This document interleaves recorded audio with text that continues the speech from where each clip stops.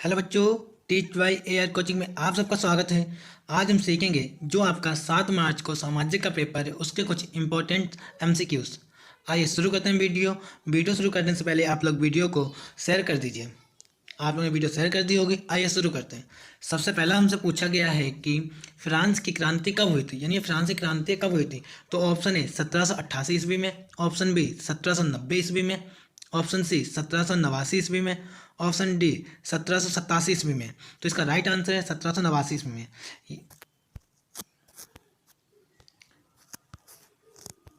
ये तो आपको क्लियर है कि फ्रांस क्रांति कभी 1789 में, पर इससे एक और क्या क्वेश्चन बन सकते हैं वो जानिए। अगर पूछा है कि फ्रांस क्रांति किस मंथ में हुई थी, तो आप बताना मई। ठीक, और मई के किस डेट में हुई थी? 5 मई को।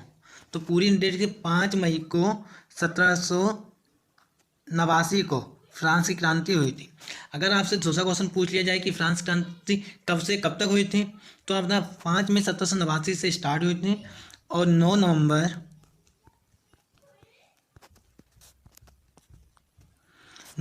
1799 तक फ्रांस क्रांति चली थी।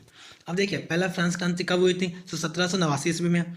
दूसरा क्वेश्चन, फ्रांस क्रांति पूरी डेट क्या है कि फ्रांस क्रांति किस समय में हुई, तो यहाँ पे अगर मंथ दे रखे हो, डेट दे रखी हो, तो आप लोग 5 मई 1789 लिखना। अगर पूछ ले कि फ्रांस क्रांति कब से कब तक हुई, तो लिखना 5 मई 1789 से 9 नवंबर 1799 ईस्वी तक। ये आपके अति लघु और बहुविकल्प में किसी में भी आ सकते हैं, इंपॉर्टेंट है, इसीलिए आप लोग याद रखिए। आइए सेकंड क्वेश्चन पे चलते हैं हम लोग। सेकंड क्वेश्चन से पूछा गया है कि पुनर्जागरण युग का अभ्युदय किस देश में हुआ था। जो पुनर्जागरण युग है वो किस देश में सबसे पहले हुआ था। तो ऑप्शन है Rome, option B America, option C Italy, option D Britain. तो इसका राइट आंसर है इटली में। जो पुनर्जागरण युग था वो इटली में ही हुआ था, देश में हुआ था। ठीक है, और आइए तीसरा क्वेश्चन पे चलते हैं हम लोग।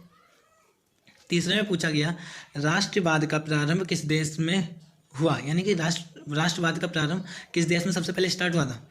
तो ऑप्शन है फ्रांस में, ऑप्शन बी जर्मनी, ऑप्शन से इटली, ऑप्शन डी इंग्लैंड। तो इसका राइट आंसर है फ्रांस। राष्ट्रवाद का प्रारंभ किस देश में हुआ था? फ्रांस में हुआ था। आइए हम लोग चलते हैं फोर्थ क्वेश्चन पे।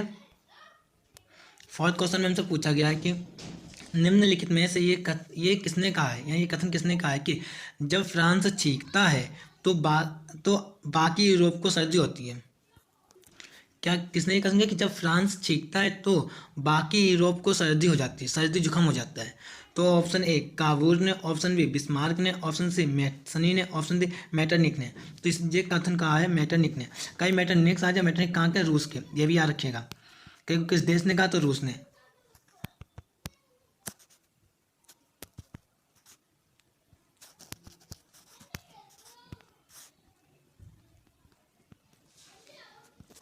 ठीक है, मैटरनिक कहाँ है? रूस के थे।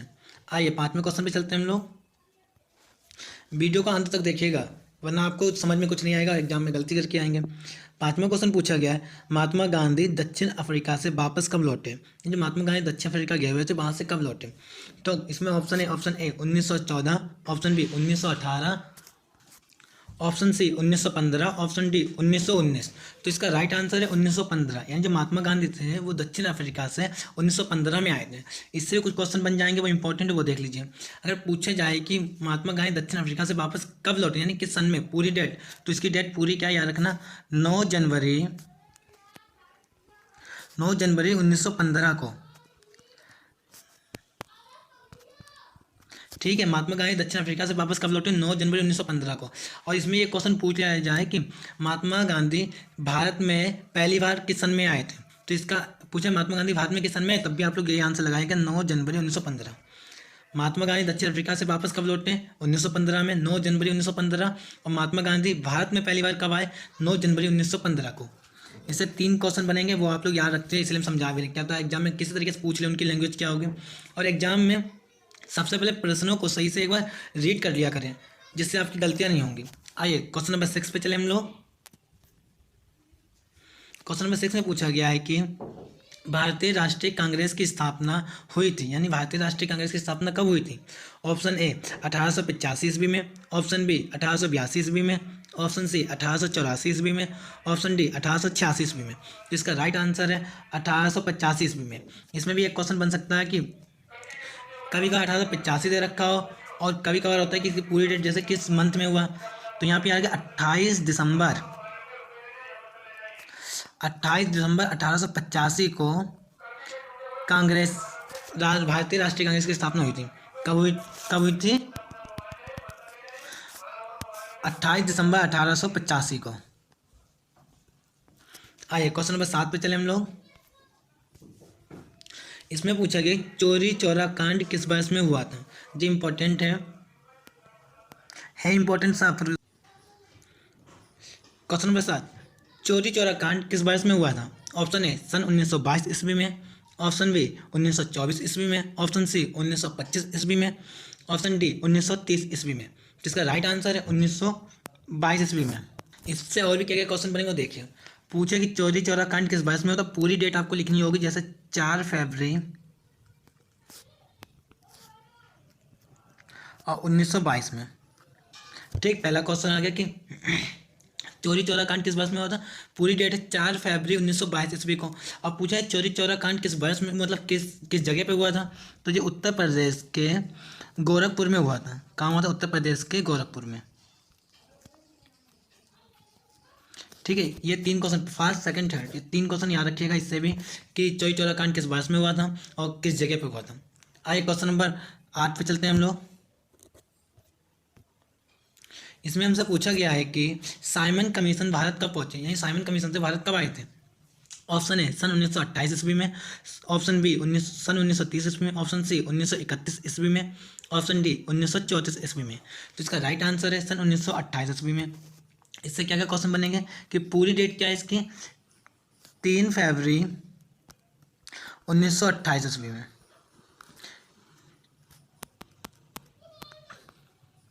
ठीक है, साइमन कमीशन भारत कब आए थे, 3 फरवरी 1928। ठीक, आइए क्वेश्चन नंबर 9 पर चलते हैं हम लोग। इसमें पूछा गया है कि जब भारत वापस आने पर गांधी जी ने पहला सत्याग्रह किस स्थान पर किया था। तो ऑप्शन है Ahmedabad, option B Kheda, option C Bardoli, option D Champaran. तो इसका राइट आंसर है चंपारण। जब महात्मा गांधी भारत वापस आने पर गांधी जी ने सबसे पहला सत्याग्रह कहाँ किया था, चंपारण में। इससे क्वेश्चन बन सकते हैं कि सत्याग्रह किस सन में किया गया था, 1917 ईस्वी को। ठीक है, अगर क्वेश्चन क्या बन सकता है कि सत्याग्रह सबसे पहले कब किया गया था, 1917 ईस्वी में। दूसरा क्वेश्चन किस जगह किया गया, बिहार में। अब बिहार में भी किस जगह किया गया था, चंपारण में। ये चीज़ें याद रखिएगा। देखिए इससे 3 क्वेश्चन बन गए, याद रखिएगा। ठीक है, कि कब किया गया, 1917 में। कहाँ गया, बिहार में। बिहार में भी कहाँ किया गया, चंपारण में। आइए प्रश्न नंबर 10 पे चलते हैं हम लोग। इसमें पूछा गया कि हिंद स्वराज नामक पुस्तक के लेखक कौन थे। तो हिंद स्वराज नामक पुस्तक किसने लिखी है। ऑप्शन ए बाल गंगाधर तिलक ने, ऑप्शन बी महात्मा गांधी ने, ऑप्शन सी पंडित नेहरू ने, ऑप्शन डी कोई नहीं। तो इसका राइट आंसर है महात्मा गांधी ने। हिंद स्वराज नामक पुस्तक के लेखक कौन थे, महात्मा गांधी। अगर आप लोगों को वीडियो अच्छी लगे तो वीडियो को लाइक, अगर मेरे चैनल पर नए आए हैं तो चैनल को सब्सक्राइब कर लें और वीडियो को शेयर भी करिए। 10 क्वेश्चन हो गए हैं, आइए 10 हम और सीखेंगे। क्वेश्चन नंबर 11 पे चलते हैं हम लोग। 11 में पूछा गया कि औद्योगिक क्रांति किस देश में प्रारंभ हुई थी। जो औद्योगिक क्रांति सबसे पहले कहाँ हुई थी। ऑप्शन ए अमेरिका में, ऑप्शन बी रूस में, ऑप्शन सी इंग्लैंड में, ऑप्शन डी चीन में। इसका राइट आंसर है इंग्लैंड में। जो औद्योगिक क्रांति किस देश में हुई थी, इंग्लैंड में। आइए प्रश्न नंबर 12 पे चलते हैं। इसमें पूछा गया है कि लेटेराइट मिट्टी का रंग कैसा होता है। जो लेटेराइट मिट्टी होती है वो किस रंग की होती है। ऑप्शन है पीला, ऑप्शन बी लाल, ऑप्शन सी काला, ऑप्शन डी भूरा। तो इसका राइट आंसर है लाल। पर क्लियर रखना, इसकी एक चीज़ याद रखना कि कभी भी इसका आंसर रेड नहीं होगा। इसका लाल रंग होता है, उससे थोड़ा हल्का अलग कलर होगा, पर हमेशा लाल आए तो लाल आप लगा सकते हैं। ठीक है, तो लेटेराइट मिट्टी का रंग कैसा होता है, लाल। आइए प्रश्न नंबर हम लोग चलते हैं 13 पे। इसमें पूछा गया कि उत्तर प्रदेश राज्य में कौन सी मिट्टी पाई जाती है। ऑप्शन है पर्वतीय, option B laterite, option C जलोढ़, ऑप्शन डी कालिया रेगोर। तो इसका राइट आंसर क्या है, कमेंट बॉक्स में आप लोग बताइए, बता दिया होगा। इसका राइट आंसर है जलोढ़। तो यार कि उत्तर प्रदेश में किस प्रकार के, उत्तर प्रदेश राज्य में कौन सी मिट्टी पाई जाती है, जलोढ़ मिट्टी। आइए क्वेश्चन नंबर 14 पे चलते हैं हम लोग।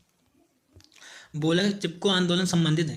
ये चिपको आंदोलन, ऑप्शन है मृदा संरक्षण, ऑप्शन बी वन संरक्षण, ऑप्शन सी जल संरक्षण, ऑप्शन डी वायु संरक्षण। तो इसका राइट आंसर है वन संरक्षण, यानी पेड़ पौधे जो कट रहे थे उन्हें बचाने के लिए ही चिपको आंदोलन की शुरुआत की गई थी। आइए क्वेश्चन नंबर 15 पे चलते हैं। सलाल बांध किस नदी पर बना है? जो सलाल बांध है वो किस नदी पर बना है? Option A Mahanadi, option B Chenab नदी, ऑप्शन सी सतलज नदी, ऑप्शन डी कृष्णा नदी। तो इसका राइट आंसर है चेनाब नदी। जो सलाल बांध है किस नदी पर बना है? चेनाब नदी पर। प्रश्न नंबर 16 पे चलते हैं हम लोग। इसमें पूछा गया कि भारत में सर्वाधिक चाय उत्पादक राज्य कौन सा है? तो इसका राइट आंसर है असम। पर जरूरी नहीं, पश्चिम बंगाल भी। तो इसमें एक चीज़ याद रखना, जब कभी भी क्वेश्चन में पूछ लिया जाए कि भारत में सबसे ज़्यादा चाय कहाँ होती है, तो आप लोग सबसे पहले लिखिएगा असम में, उसके बाद आप सेकंड लगाइएगा पश्चिम बंगाल में। अगर आपको असम दे रखा हो तो आप असम लगाइए, दोनों दे रखे हो तब भी आप असम। अगर असम ना दे रखा हो तब आप पश्चिम बंगाल को ही राइट आंसर बोलिएगा, वरना आप असम। तो पूरा क्वेश्चन क्या मेरा 100 है? असम। तो भारत में सर्वाधिक चाय उत्पादक राज्य कौन सा है? असम है। आइए प्रश्न नंबर 17 पे चले हम लोग। 17 में बोला गया है जो खरीफ की फसल होती है कौन से? जो 4 ऑप्शन इसमें से आपको बताना है खरीफ की फसल कौन सी है। ऑप्शन है चना, ऑप्शन बी धान, ऑप्शन सी कपास, या सभी सही। तो इसका राइट आंसर है चना की फसल। आपकी खरीफ की फसल, जायद की फसल और रबी की फसल। इसमें खरीफ की फसल कौन सी है? चना। ऑप्शन नंबर आइए 18 पे चलते हैं हम लोग। देखिए पहले में क्या खरीफ की फसल, दूसरे में पूछेगा आपको जायद की फसल। तो जायद की फसल कौन सी? ऑप्शन है चावल, ऑप्शन मक्का, ऑप्शन से तरबूज, ऑप्शन डी बाजरा। तो इसका राइट आंसर है तरबूज। इसमें जो मुख्य फसल है उसके बारे में बताया गया है, ठीक है। आइए प्रश्न नंबर 19 पे चलते हैं। इसमें बोला गया है कि जो रबी, देखिए खरीफ की होगा, जायद की होगी, रबी की फसल। रबी की फसल कौन सी इनमें से? धान, मोटे अनाज, दालें या कपास। तो रबी की फसल है कपास, ठीक। आइए प्रश्न नंबर 20 पे चलते हैं हम लोग। लास्ट क्वेश्चन हमारी वीडियो का है। इसमें पूछा गया लोकतंत्र में सत्ता किसके हाथों में होती है? ऑप्शन ए जनता, ऑप्शन बी सरकार, ऑप्शन सी विधायक, या ऑप्शन डी कार्यपालिका। तो देखिए राज्य में होते हैं जो राज्य होते हैं उसके में, जो उनके राजा होते हैं उनके साथ, पर लोकतंत्र में क्या होती है? जनता के अकॉर्डिंग। लोकतंत्र में सत्ता किसके हाथों में होती है? जनता। जनता जिसे वोट देगी वही तो विजय होगा। तो इसका राइट आंसर है जनता। अगर आप लोगों को वीडियो अच्छी लगी है तो आप लोग वीडियो को लाइक कर दीजिए, और अगर मेरे चैनल पर नए हैं तो चैनल को सब्सक्राइब कर लीजिए। एग्जाम के लिए आप सभी को गुड लक।